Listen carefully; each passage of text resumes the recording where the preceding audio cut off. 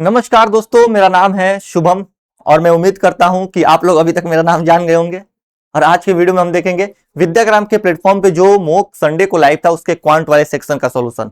साथ ही में आप बताइएगा कि सॉल्यूशन आपको कैसा लगा। अगर आप नए हैं तो चैनल को सब्सक्राइब भी कर लीजिए और दोस्त कमेंट में अपना स्कोर जरूर बताना कि आपके स्कोर इस बार कितने आए हैं। साथ ही ये भी बताना है कि ये मॉक आपको कैसा लग रहा है एग्जाम के दृष्टिकोण से। ठीक है, चलते हैं, हम लेते हैं पहला क्वेश्चन कि 2 के पावर में 100 है, ठीक है ना, और इसको 7 से हमें डिवाइड करना है तो रिमाइंडर कितना आएगा। अब 2 के पावर में अगर 100 है तो हम इसको कैसे लिख सकते हैं ताकि 7 के ये आसपास पहुंचे। जैसे मान लो कि 2 के पावर में मैंने 3 लिख दिया, ठीक है, और यहां पे मैंने 33 कर दिया। 33 दिया होता है कितना, 99। 99 दो हमने यहां यूज कर लिया, एक दो मैं यहां यूज कर लूंगा तो ये 102 हो जाएगा। और यहां पे मैं 7 से डिवाइड करूंगा। ये कितना है, 8 है। क्या मैं 8 को दोस्त 8, ठीक है ना, 8 को मैं कैसे लिख सकता हूं। अगर मैं 8 को लिखूं तो क्या इसको 7+1 नहीं लिख सकता हूं? बिल्कुल लिख सकता हूं। अब देखो, अगर मैं इसको काटूंगा तो 7 से तो 7 पूरी तरीके से कटेगा। यहां पे बचेगा कितना, 1 के पावर में 33। 1 के पावर में 33 का मतलब कितना होता है, अगर 1 के पावर में हम 33 देखें तो इसका मतलब होता है दोस्त 1 और ये 2, यानी कि हमारा आंसर आ जाएगा 2 निकल करके, ऑप्शन बी। दो संख्याओं का एचसीएफ 23 है और उनका एलसीएम 1449 है। यदि एक संख्या 200 और 300 के बीच में है तो दोनों संख्याओं का योग ज्ञात कीजिए। देखो, अगर एचसीएफ 23 है, ठीक है ना, अगर एचसीएफ 23 है तो दोनों संख्याएं मान लो कितनी कितनी होंगी, एक 23A होगी और एक एक यहाँ पे 23A होगी और एक 23B होगी। क्योंकि मेरे दोस्त अगर उनका एचसीएफ ही 23 है तो दोनों संख्याएं 23 का क्या होगी, मल्टीपल होंगे दोनों संख्याएं। अब हमसे योग पूछा जा रहा है तो ये अगर हम देखें तो इनका योग कितना होगा, 23 में कॉमन ले लूं तो ये 23 और ब्रैकेट में A+B, यानी कि जो भी इनका योग होगा वो 23 का एक मल्टीपल होगा। क्या 350 23 से कटेगा? नहीं कटेगा।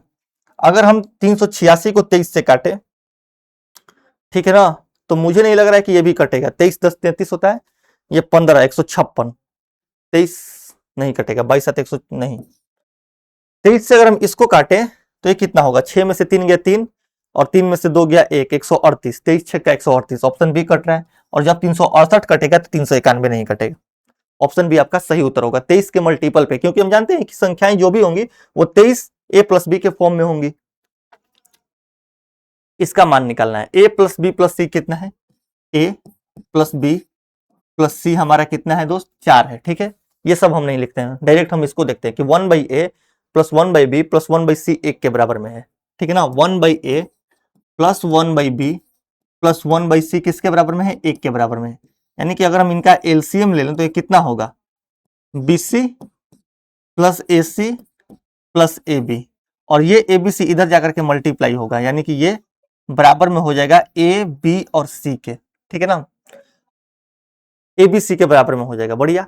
अगर हम मान लो कि A+B+C का होल स्क्वायर करते हैं तो कितना होगा, 4 का स्क्वायर 16 बराबर में A² + B² + C² यानी कि 14, प्लस में क्या होगा 2AB BCC है, यानी कि हम अगर AB + AC + BC की जगह पे ये रख दें तो ये इसके बराबर में आ जाएगा। ठीक है ना, हमने कुछ नहीं किया, A+B+C का होल स्क्वायर किया है तो ये A² + B² + C², अच्छा है, A² + B² + C²। देखो, A+B+C का होल स्क्वायर करेंगे हम तो 4 का स्क्वायर 16 हो गया, A² + B² + C² 14 हो जाएगा, और 2 और ब्रैकेट में AB + BC + C है, तो AB + BC + C है, ABC के बराबर में है तो हमने ABC रख दिया क्योंकि हमसे ABC का मान जानना चाह रहा है। ये कितना होगा, 16 में से 14 जाएगा, ये हो जाएगा 2, ये 2 हो जाएगा, 2 से 2 कटेगा, यानी कि ABC का मान हमारा 1 निकल करके आ जाएगा, ऑप्शन ए। दो उम्मीदवारों के बीच एक चुनाव में कुल मतों का 20% जो है वो अमान्य घोषित कर दिया। 100 है मान लो टोटल परसेंटेज ऑफ वोट, तो इसमें से हम 20% अमान्य कर दें तो ये बचेगा कितना, 80%। 80% हमारे पास बचा। विजेता उम्मीदवार ने वैध मतों का 55% प्राप्त किया, यानी कि 80 का हम देखें तो ये 55% जो जीत रहा है ना वो प्राप्त कर रहा है। ठीक है, तो इसका 55% कितना होगा, 80 का 10% 8, तो अगर हम 5% देखें तो 4, तो 55% कितना हो जाएगा, 44%। ठीक है, यदि कुल डाले गए मत 7500 थे तो विजेता उम्मीदवार द्वारा प्राप्त मतों की संख्या के अंकों का योग, इतना हमें करना ही नहीं था। इतना हमें करना ही नहीं था। 7500 कुल डाले गए हैं, ठीक है। 7500 का वैलिड कितना है 80%, यानी कि 4/5। और इसको मिल कितना रहा है, इसको इसका मिल रहा है दोस्त 55%। तो 55/100 अगर हम करेंगे तो 5 से 11 में हम 20 कर देंगे। हम डायरेक्ट इसका भी निकाल सकते हैं, डायरेक्ट हम इसका डिजिटल सम भी निकाल सकते हैं। 0 से 0, 2 दूनी 4 और 5 से अगर हम ये देखें तो 15, ये ना 5 इकाई 6, 5 और 1 6, 6 दूनी 12, 12 का 3 गुने 2, ये कितना होना चाहिए 6 होना चाहिए। ऑप्शन सी आपका सही उत्तर हो जाएगा। एक व्यापारी अपने माल पर लागत मूल्य से 40% अधिक अंकित करता है और अंकित मूल्य पर 15% की छूट देता है। वो बेचते समय 1 किग्रा के स्थान पर 800 ग्राम झूठे बाट का भी उपयोग करता है, तो उसका कुल लाभ प्रतिशत हमसे पूछा जा रहा है, ठीक है ना। 40% अंकित करने का मतलब कि 5 के सामान को वो 7 में अंकित कर रहा है, ठीक है। 15% की छूट दे रहा है, यानी कि 20 के सामान को वो 17 में बेच रहा है। इसके अलावा 1 किग्रा के स्थान पर 800 ग्राम ही दे रहा है, यानी कि आपको दिख रहा है कि वो 1000 ग्राम है, लेकिन एक्चुअल में वो 800 ग्राम है। इसी को हमें सॉल्व करना है दोस्त, ठीक है ना। 2 जीरो से तो हम 2 जीरो काटेंगे, 10 दूनी 20, यानी कि 5 दूनी 10, 10 8 80, 80 से अगर हम देखें तो ये 119 कितना मिल रहा है 39, 39 में अगर हम 80 देखें, देखो 40 में 80 होता है तो ये किसके बराबर में होता है, 40 में 80 बराबर में होता है 1/2, यानी कि 50%। तो 39/80 जो होगा ना वो 50 से थोड़ा सा कम होगा, ऑप्शन सी। देखो इंटीजर में तो ऐसे ही नहीं आएगा, इंटीजर वाले ऑप्शन काट दो। और 42.5 इतना कम तो नहीं होगा। 5 वर्ष पहले ए और बी की आयु का अनुपात 3:4 था, 5 वर्ष बाद उनकी आयु का अनुपात 5:6 होगा। तो हमसे बी की वर्तमान आयु देखो, 5 वर्ष पहले बी और ए और बी के आयु का जो अनुपात है वो 3:4 है, यानी कि अगर हम वर्तमान में से 5 साल घटा दें तो ए किसका मल्टीपल होगा 3 का और बी किसका मल्टीपल होगा 4 का। लेकिन हमसे पूछा किसका जा रहा है बी का, यानी कि हम ऑप्शन में से 5 घटा करके देखेंगे कि कौन सा ऑप्शन में से 5 घटाने के बाद, ठीक है ना, क्योंकि 5 साल पहले 4 का वो मल्टीपल हो रहा है। अगर हम इसमें से 5 घटाए तो 15 4 का मल्टीपल नहीं होगा। 25 में से 4 घटाए 20 4 का मल्टीपल। 23 में से 4 घटाओगे नहीं होगा। 4 अगर मैं इसमें से घटा दूं, सॉरी 5 घटाना है ना, तो ये 18 5 23, 4 का मल्टीपल नहीं है, 23 5 28, ये भी नहीं है। ऑप्शन सी आपका सही उत्तर होगा।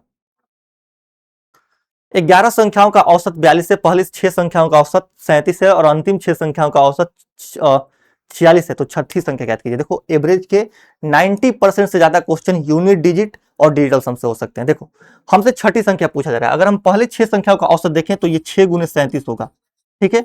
और अंतिम 6 संख्याओं का अगर हम सम देखें तो ये 6 गुने 46 होगा, ठीक है ना। इसमें से हम 11 संख्या का औसत घटा दे मेरे भाई, तो 6 संख्या पहला इधर, 6 संख्या लास्ट का इधर, और इसमें से अगर हम 11 संख्या घटा देंगे तो हमारे पास सिर्फ छठी संख्या निकल करके आएगी। तो हम सिर्फ अब किस पे जाएंगे, यूनिट डिजिट पे जाएंगे।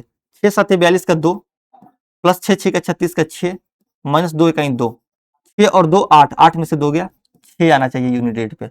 ऑप्शन सी, ऑप्शन सी आपका सही उत्तर हो जाएगा। ए किसी कार्य को 20 दिनों में, बी 25 दिनों में पूरा कर सकता है। वे 4 दिनों तक एक साथ काम करते हैं, जिसके बाद ए कार्य छोड़ देता है। तो शेष कार्य को पूरा करने में बी कितने और दिन लेगा, ठीक है ना, कितने और दिन लेगा, ठीक है।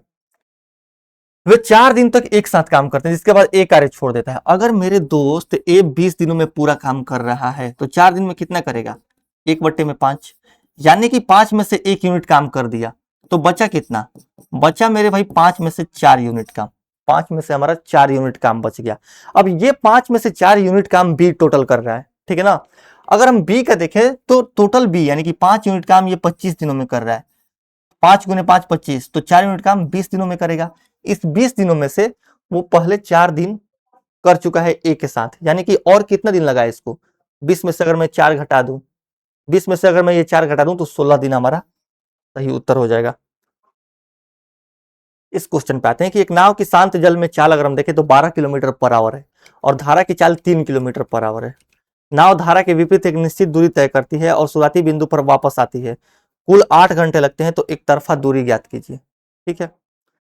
एक नाव की शांत जल में अगर हम चाल देखें, ठीक है ना, तो 12 किलोमीटर पर आवर है और धारा की चाल, अब देखो अगर हम बोट और स्ट्रीम का स्पीड देखें तो ये 12 बटे में कितना है 12/3 है।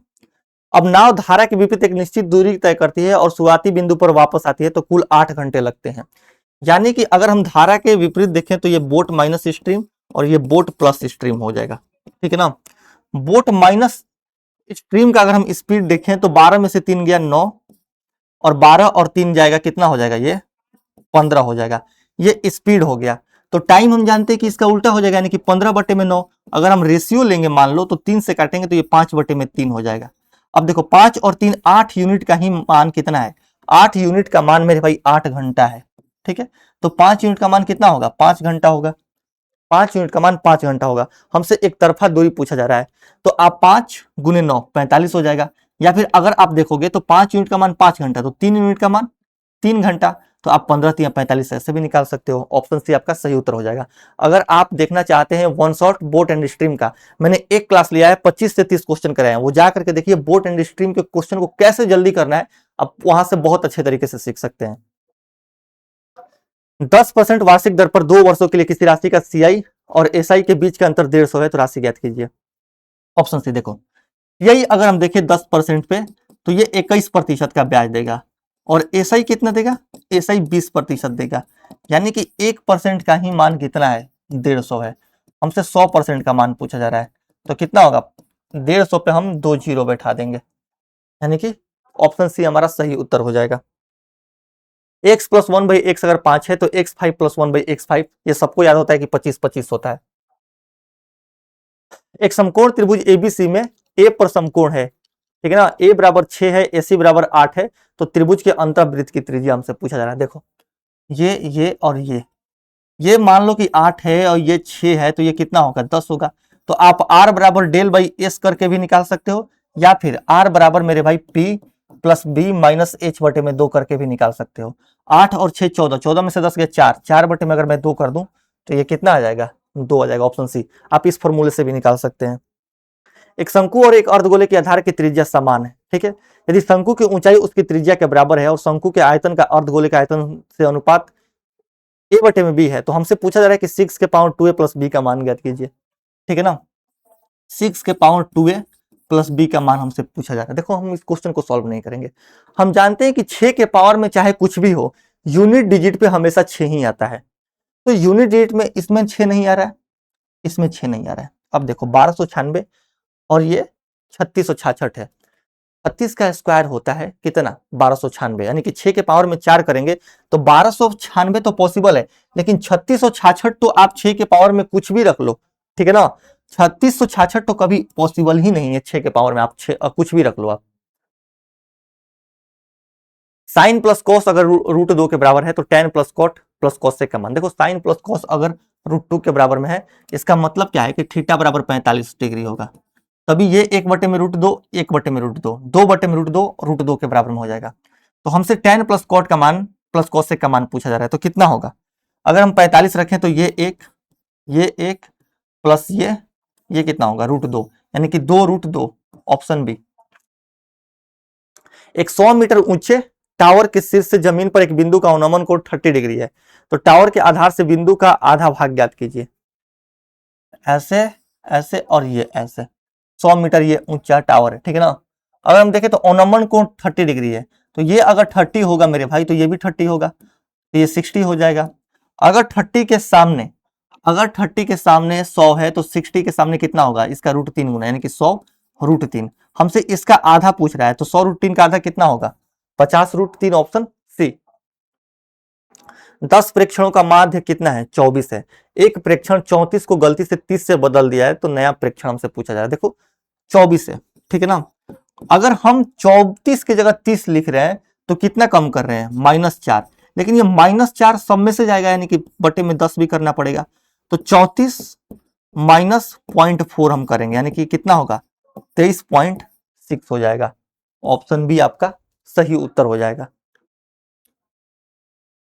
बिंदु 2 3 4 7 और 6 7 से बने त्रिभुज का क्षेत्रफल ज्ञात कीजिए। कभी भी ऐसा क्वेश्चन आए तो आप एक कोऑर्डिनेट को 0 कर दीजिए, ठीक है ना। मान लो ये ट्रायंगल बन रहा है ऐसा कुछ करके, ऐसा कुछ करके ट्रायंगल बन रहा है। तो एक कोऑर्डिनेट को अगर आप खींच करके यहाँ पे 0 ला देते हैं, यानी कि ओरिजिन के पास ले आ देते हैं, तो ट्रायंगल का जो एरिया होगा ना वो अभी भी सेम होगा, लेकिन हमारा कैलकुलेशन इजी हो जाएगा। कहने का मेरा मतलब ये है कि मान लो किसी भी इस कोऑर्डिनेट में से हम एक को ओरिजिन यानी कि 0 0 बना देते हैं। कैसे होगा 0 0?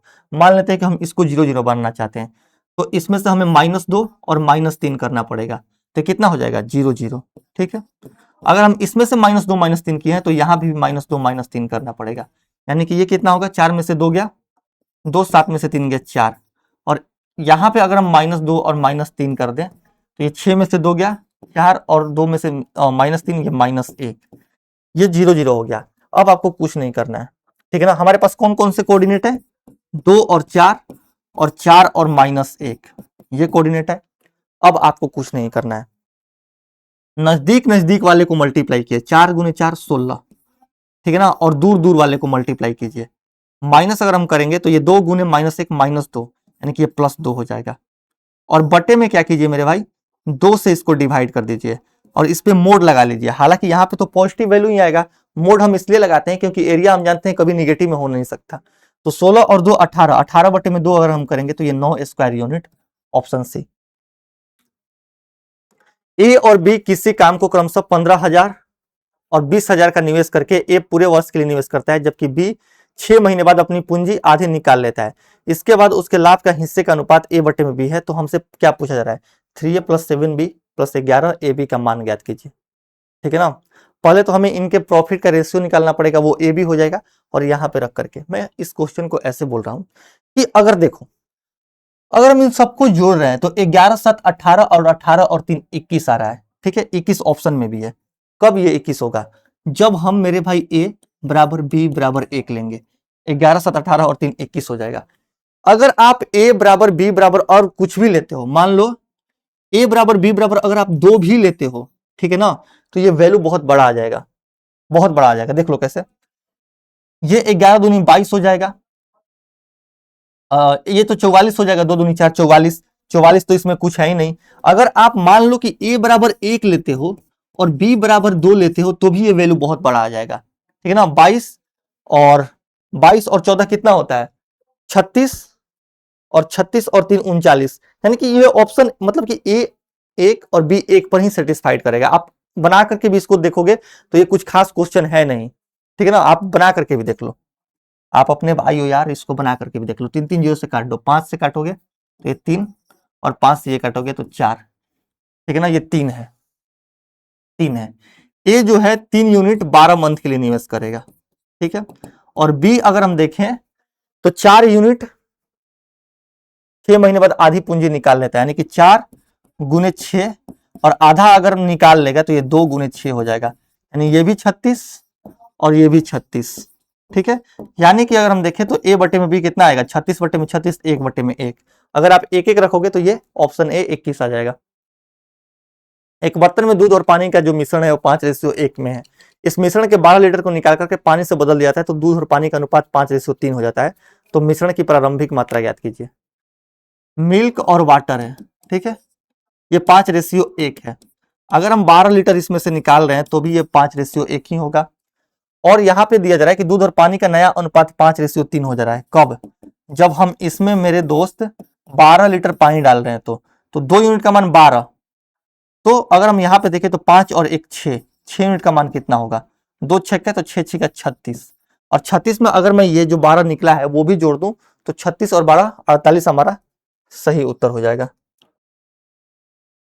ए बी सी किसी कार्य को क्रमशः 12 15 और 20 दिनों में पूरा कर सकते हैं, वो सभी एक साथ कार्य करना शुरू करते हैं। लेकिन जो ए है वो 2 दिन बाद कार्य छोड़ देता है। ठीक है, और बी कार्य पूरा होने से 3 दिन पहले कार्य छोड़ देता है। तो सी अंत तक कार्य करता है, तो कार्य कितने दिनों में पूरा होगा।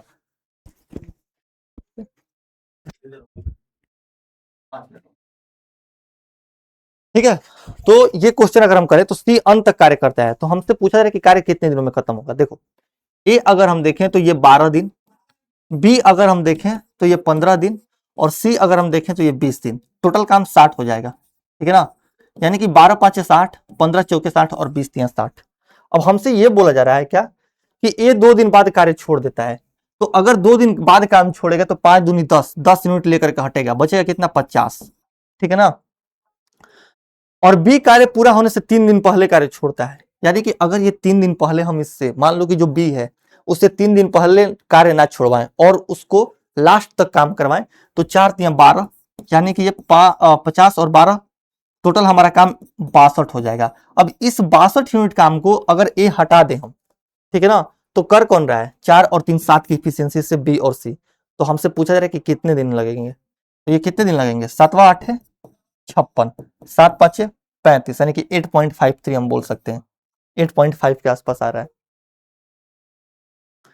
इसके बारे में कि नीचे दिए गए कथनों में से चतुर्भुज के बारे में सही कथन चुनिए। क्वाड्रिलेटरल के बारे में हमसे सही स्टेटमेंट पूछा जा रहा है। In an isosceles trapezium the parallel sides are equal, बिल्कुल नहीं। आइसोसेलस ट्रेपेजियम में जो अनपैरेलल साइड होता है ना वो बराबर होता है, जैसे ये और ये बराबर होगा, इसमें पैरेलल साइड को बराबर बोल रहा है। Kite is a type of parallelogram, बिल्कुल नहीं, काइट पैरेललोग्राम नहीं होता है, नहीं। ऑल स्क्वायर आर रोम्बस, ये सही है। सारे जो स्क्वायर होते हैं वो रोम्बस होते हैं, लेकिन सारे रोम्बस स्क्वायर नहीं होते हैं, तो ऑप्शन सी सही है। The quadrilateral formed by joining the mid points of the sides of any quadrilateral is trapezium, नहीं। अगर आप किसी क्वाड्रिलेटरल के मिड पॉइंट को दुनिया के किसी भी क्वाड्रिलेटरल के अगर आप मिड पॉइंट को मिला करके एक क्वाड्रिलेटरल बनाइएगा दूसरा, तो वो हमेशा पैरेललोग्राम बनता है। ऑप्शन सी आपका सही उत्तर हो जाएगा, only C. X square minus 7x plus k है कि मूल्य 3 से भिन्न है, डिफर बाई 3, ठीक है, मतलब कि दोनों मूल का जो डिफरेंस है वो 3 है, तो के का मान। अगर हम यहाँ पे देखें, मान लो कि दोनों जो इसके रूट हैं वो अल्फा और बीटा है, तो अल्फा और बीटा कितना होगा, माइनस बी बटे में, यानी कि -7 माइनस इस टू -60 बटे में ए, यानी कि एक्स स्क्वायर का कोफिशिएंट 1, तो ये कितना हो जाएगा, 7 हो जाएगा। अल्फा माइनस बीटा अगर हम देखें तो ये 3 हो जाएगा, दिया है वहां पे, और अल्फा और बीटा अगर हम देखें तो ये के हो जाएगा। अब हम जानते हैं दोस्त कि अगर a प्लस बी के होल स्क्वायर में से a माइनस बी का होल स्क्वायर घटा दें तो ये 4ab के बराबर में होगा, 4ab के। तो a प्लस बी का होल स्क्वायर यानी कि 49 में से 3 का स्क्वायर 9 घटा दें तो ये 4 अल्फा बीटा यानी कि 4k के बराबर में होगा। 49 में से 9 जाएगा, कितना होगा, 40। तो k का मान कितना आ जाएगा, k का मान 10 आ जाएगा, ऑप्शन सी। 8 सेंटीमीटर और 3 सेंटीमीटर त्रिज्या वाले दो वृत्तों के केंद्र 13 सेंटीमीटर दूर है, तो उनके उभयनिष्ठ स्पर्श रेखा की लंबाई हमसे पूछी जा रही है, यानी कि डीसीटी का मान। तो 8 में से 3 गया 5, 13 5 के साथ ट्रिपलेट किसका होता है, 12। अरे भैया जब डीसीटी आप निकालिएगा तो ये कितना होगा, 13 का स्क्वायर माइनस 8 माइनस 3 का होल स्क्वायर, यानी कि कितना अंदर बन रहा है, 13 का स्क्वायर माइनस 5 का स्क्वायर, यानी कि 13 और 5 के साथ ट्रिपलेट किसका बनता है, 12 का, तो 5 12 13 ट्रिपलेट हो जाएगा, ऑप्शन सी।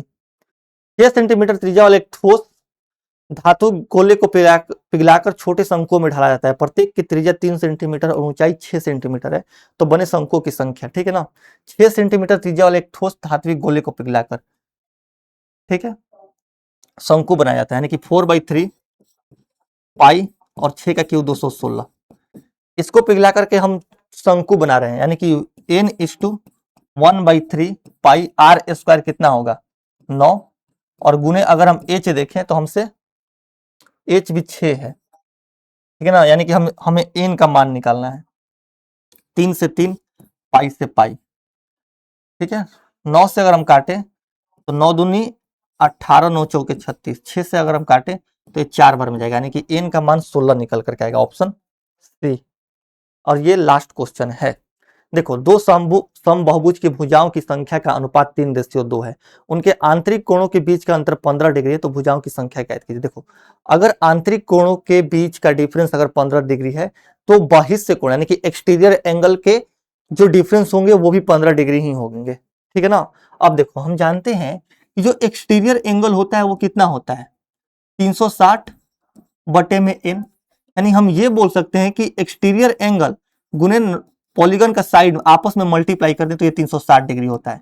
तो हम यहां से ये भी बोल सकते हैं कि एक्सटीरियर एंगल और पॉलीगन का साइड जो होता है ना वो एक दूसरे के इनवर्सली प्रोपोर्शनल होता है, इनवर्सली प्रोपोर्शनल। यानी कि हम यहाँ पे ये भी बोल सकते हैं कि अगर भुजाओं की संख्या का अनुपात 3:2 है तो एक्सटीरियर एंगल का जो अनुपात होगा वो 2:3 होगा, यानी कि एक यूनिट का मान। देखो, अगर मेरे दोस्त, मैं फिर से यही बोलूंगा क्योंकि ये अच्छा क्वेश्चन है, कि अगर इंटीरियर एंगल का जो डिफरेंस है वो 15 डिग्री है तो एक्सटीरियर एंगल का भी जो डिफरेंस होगा 15 डिग्री ही होगा, यानी कि एक्सटीरियर एंगल का भी डिफरेंस कितना होगा 15 डिग्री। तो ये कितना हो जाएगा 15 दूनी 30 डिग्री और ये 45 डिग्री।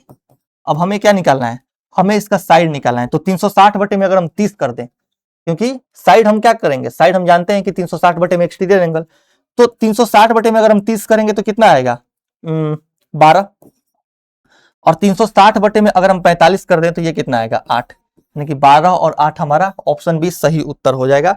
और यहां पे होता है इस सॉल्यूशन के, स्मोक का सॉल्यूशन का द एंड। मिलते हैं नेक्स्ट वीडियो में। आप एक बार कमेंट में अपना राय जरूर दीजिएगा कि आपको ये वीडियो कैसी लगी, आपको ये सॉल्यूशन कैसा लगा, और वीडियो को जरूर लाइक कर दीजिएगा। और ये भी बताइए कि आपके कितने नंबर आ रहे हैं और आपकी तैयारी कैसी चल रही है। थैंक यू, मिलते हैं नेक्स्ट वीडियो में।